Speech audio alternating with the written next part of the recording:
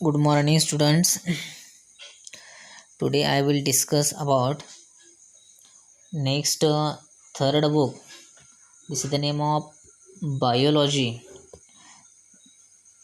This is biology. What is mean by biology?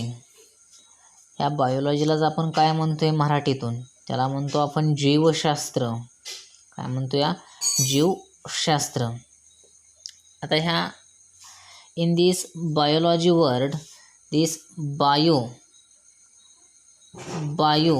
and then another logy, these two word, this is the first word and this is the second word. These two words get together, then form a biology.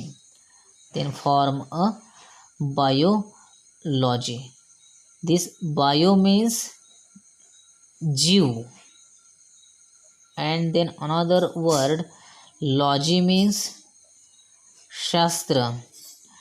म्हणजे जीवांचं शास्त्र आहे त्यालाच म्हणतो आपण biology. आता ह्या सब्जेक्टमध्ये काय करायचं आहे तर तुम्हाला या बायोलॉजीची प्रथम आपण डेफिनेशन पाहूया काय आहे नेमकी. म्हणजे अभ्यास कशाचा करायचा आहे आपल्याला डिटेल स्टडी करावी लागेल. First, what is the definition of biology? What is the definition of biology? Definition: the study of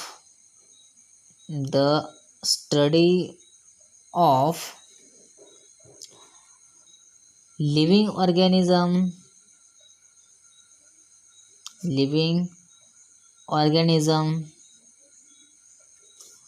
non-living organism,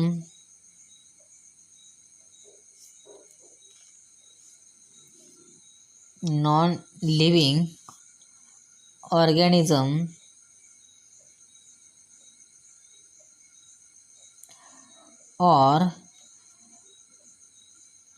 zoology and botany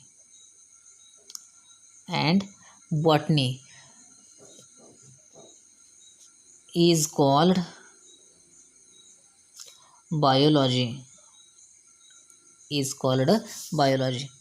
म्हणजे बघा डेफिनेशन काय सांगितली बघा. The study of living organism और नॉन लिव्हिंग ऑर्गॅनिझम ही पण तुम्ही घेऊ शकताय किंवा अतिशय महत्त्वाचे डेफिनेशन आहे तेच तुम्हाला शॉर्टकट पण सांगता येईल. सेकंड डेफिनेशन बघा. द स्टडी ऑफ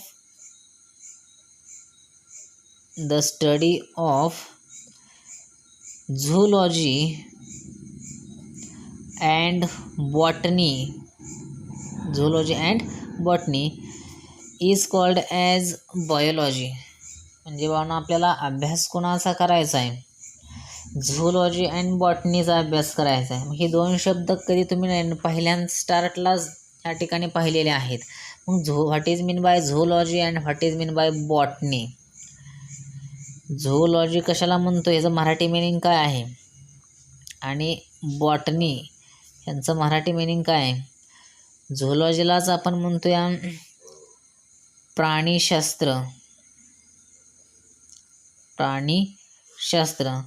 आणि बॉटनीला म्हणतोय वनस्पतीशास्त्र.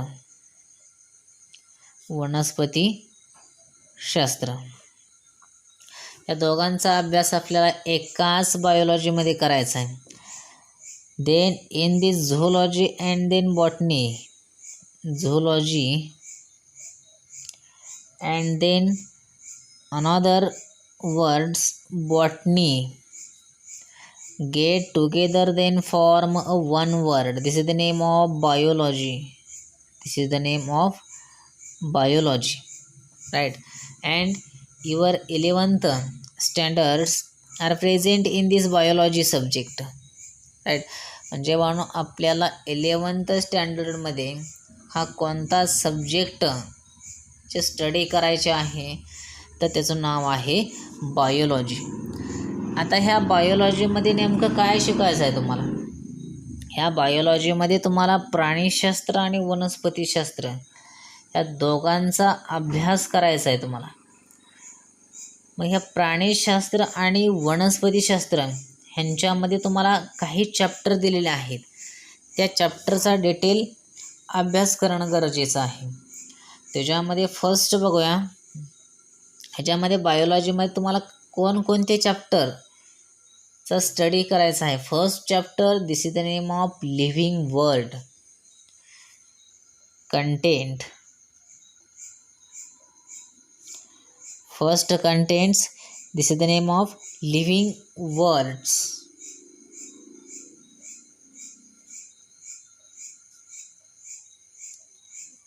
Living words. Then another, आता ह्याच्यामध्ये काय शिकायचं आहे आपल्याला, living word and non living word, म्हणजे सजीव सृष्टी ह्याच्याविषयी आपल्याला पूर्ण डिटेल इन्फॉर्मेशन बघत जायचं आहे. मग ह्याच्यामध्ये तुम्हाला काय काय बघायचं आहे, तर फर्स्ट पॉईंट आहे तो म्हणजे बेसिक प्रिन्सिपल्स ऑफ लाईफ आहे. Then another concept, this is the name of herbarium. Then another word, this is the name of botanical gardens. Then another word, this is the name of zoological park. Then another museum. Then another biodiversity park, and last key. In this chapter are present in all contents. This content, this is the name of first contents. First, biodiversity. This is the basic principle of life. First, basic principle of life. आता ह्या ठिकाणी word बघा तुम्हाला काय सांगितलेलं आहे, principles आहे, ही तत्व आली. PRINCIPAL वापरलं की तिथं प्रिन्सिपल होते त्या. प्रिन्सिपल्स ऑफ लाईफ हा एक कन्सेप्ट आहे. आणि नेक्स्ट तुम्हाला एक आहे, next another concept, this is the name of की. म्हणजे हे दोनच आपल्याला कन्सेप्ट पाहायचे आहेत या फर्स्ट चॅप्टरमध्ये, आणि दोन कन्सेप्ट पाहिले की चॅप्टर हा फिनिश होतो या. मग तुम्ही म्हणसाल की सर ह्याच्यामध्ये म्युझियम आहे, बॉटनिकल गार्डन आहे, ओके, त्यानंतर हर्बेरियम आहे, next zoological park, then another museum, right, and last concept, this is the name of key. This key and then principle of lives, two concepts are present in your book. Then another concept is reduced in your syllabus. Okay, these two concept is the most important in your syllabus. This is the name of basic principle of life and then another key. Then now another chapter, second chapter, this is the name of systematic of living organism. Systematic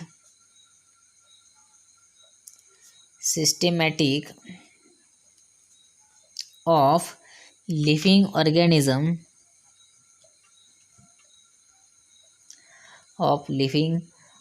organism, organisms. म्हणजे म्हणून आपल्याला ह्याच्यावरती जे सिस्टमॅटिकपणा आहे कोणाचा आहे, living ऑर्गॅनिझमचा, त्या चॅप्टरवरती आपल्याला डिस्कस करायचं आहे. Then third chapter, this is the name of kingdom Plantae.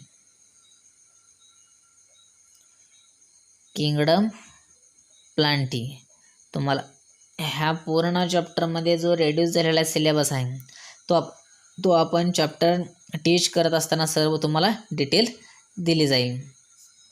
Then another fourth chapter, this is the name of kingdom animalia.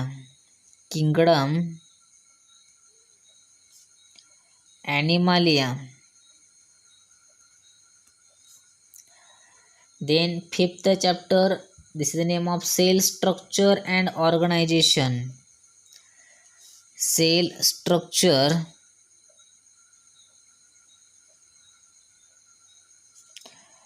and organization.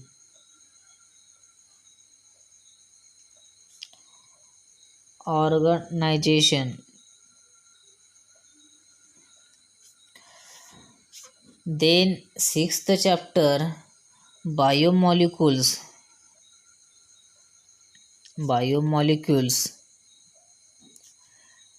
Then seventh chapter, cell division.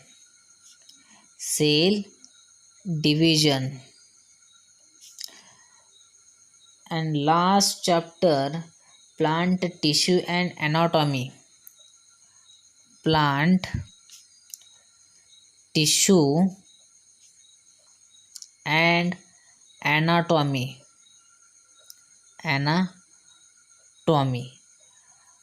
आता बाळांनो, हे जे 8 चॅप्टर आहे ते तुम्हाला फर्स्ट सेमिस्टरसाठी या ठिकाणी एवढा सिलेबस आपल्याला आहे. सेमिस्टर फर्स्ट म्हणजे ह्या फर्स्ट सेमिस्टरला इथपर्यंत सिलेबस तुम्हाला विचारला जाईल प्रथम सत्रापर्यंत. त्याच्यातला आपण ह्या ठिकाणी बघा डिस्कस करूया chapter 1 to 8 chapter. First chapter आहे कोणता? लिव्हिंग वर्ड आहे. काय? Living word. त्याच्यामध्ये बेसिक प्रिन्सिपल ऑफ लाईफ म्हणजे बेसिक प्रिन्सिपल लाईफची तत्त्व काय ते नेमकी ते आपल्याला बघत जायचं आहे. त्याच्यामध्ये जी काय एनर्जी आहे ती एनर्जी काय होती या आतमधली, किंवा त्या एनर्जीला ब्रेकडाऊन कोण करतं, या मेटाबॉलिझम असतोय का? मेटाबॉलिझम असेल तर त्याचं 2 प्रकार पडतात का? कोणतं प्रकार आहेत? त्यालाच म्हणतो आपण catabolism and then anabolism. Then another next ग्रोथची डेव्हलपमेंट कशी होती या. त्यानंतर नेक्स्ट आहे तो म्हणजे ह्याच्यामध्ये ग्रोथ डेव्हलपमेंट जर होत नसेल तर त्या ठिकाणी त्यांचा लाईफस्पॅन काय असतोय किंवा टाईम स्पॅन काय असतोय तो पण पाहायचा आहे आपल्याला. नेक्स्ट आहे तो म्हणजे life has to continue, hence the organism tries to produce a young one like itself. हा पण बघायचा आहे. त्यानंतर सेल वॉलची इन्फॉर्मेशन पण आपल्याला ह्याच्यामध्ये बघायची आहे. त्यानंतर आपण फक्त एकाच कन्सेप्टची माहिती पाहतोय, बेसिक प्रिन्सिपल ऑफ लाईफ. त्यानंतर केमिकल आणि बायोलॉजिकल चेंजेस काय होते ते सराउंडिंगमध्ये ते पण आपल्याला पाहायचं आहे. त्यानंतर नेक्स्ट आहे त्याच्यामध्ये जी काय डायव्हर्सिटी आहे, पण डायव्हर्सिटी इन लिव्हिंग ऑर्गॅनिझम हे नेमकं काय आहे, नॉन लिव्हिंग ऑर्गॅनिझम म्हणजे नेमकं काय आहे ते पण आपल्याला ह्या ठिकाणी इन्फॉर्मेशन सर्व पाहावी लागेल. त्यानंतर नेक्स्ट आहे तो म्हणजे शेवटचा पॉईंट आहे तो की आहे. काय आहे? की. मग की हा वर्ड कसा आहे, तो टॅक्झॉनॉमिकल आहे का, आणि त्यांचा यूज किंवा त्यांचं क्लासिफिकेशन कशामध्ये केलेलं आहे. आता क्लासिफिकेशन की म्हटल्यानंतर कशामध्ये करणार आहे आपण, प्लांट्स अँड ॲनिमल्समध्ये करणार आहे, ते पण आपल्याला पाहावं लागेल. त्यानंतर जे काय आपली की आहे त्या स्टेटमेंट इन की त्याला आपण काय म्हणतोय ते पण पाहावं लागेल. आणि classification of living organism in next chapter हे आपण नंतर डिस्कस करणार आहोत. तर असा हा फर्स्ट चॅप्टर आपला ह्या ठिकाणी इथं संपून जाईल. फक्त 2च कन्सेप्ट डिस्कस करायचं. अदर जी कन्सेप्ट आहेत ते तुमच्या सिलेबसमधून रिड्यूस झालेले आहेत. बघा त्याच्यातला सेकंड चॅप्टर आहे तो म्हणजे सिस्टमॅटिक ऑफ लिव्हिंग ऑर्गॅनिझम. हा सेकंड चॅप्टर कुठला आहे? सिस्टमॅटिक ऑफ लिव्हिंग ऑर्गॅनिझम आहे. म्हणजे ज्यावेळेस आपण हा लिव्हिंग ऑर्गॅनिझम पाहतोय त्याच वेळेस लिव्हिंग ऑर्गॅनिझम म्हणजे organism there's are 2 types. First type this is the name of living organism and then another type this is the name of non living organism. Right बाळांना, आपण लिव्हिंग ऑर्गॅनिझम आणि non living organism कशाला म्हणतो आपण? ज्याला जीव असतो त्याला लिव्हिंग ऑर्गॅनिझम म्हणायचं, ज्याला जीवच नसतो त्याला नॉन लिव्हिंग ऑर्गॅनिझम म्हणायचं. सजीव आणि निर्जीव म्हणतो आपण त्यालाच. त्याच्यामधला सिस्टमॅटिकपणा पाहायचा आहे आपल्याला. त्यानंतर किंगडम प्लांटी अँड किंगडम ॲनिमालिया. आता किंगडम प्लांटी आणि किंगडम ॲनिमालिया हे चॅप्टर पाहत असताना ह्याच्यामध्ये क्लासिफिकेशन आपल्याला पाहायचं आहे. डिटेल तुम्हाला क्लासिफिकेशन दिलं जाईल.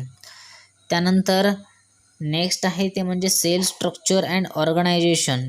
म्हणजे आपल्या शरीरामध्ये असणारं सेल जे आहेत, white cell, then red blood cells, right, ते नेमकं त्यांचं स्ट्रक्चर कसं आहे, त्यांच्यामधलं ऑर्गनायझेशन नेमकं कसं आहे, ह्यांचा अभ्यास आपल्याला ह्या चॅप्टर नंबर 5मध्ये करायचा आहे.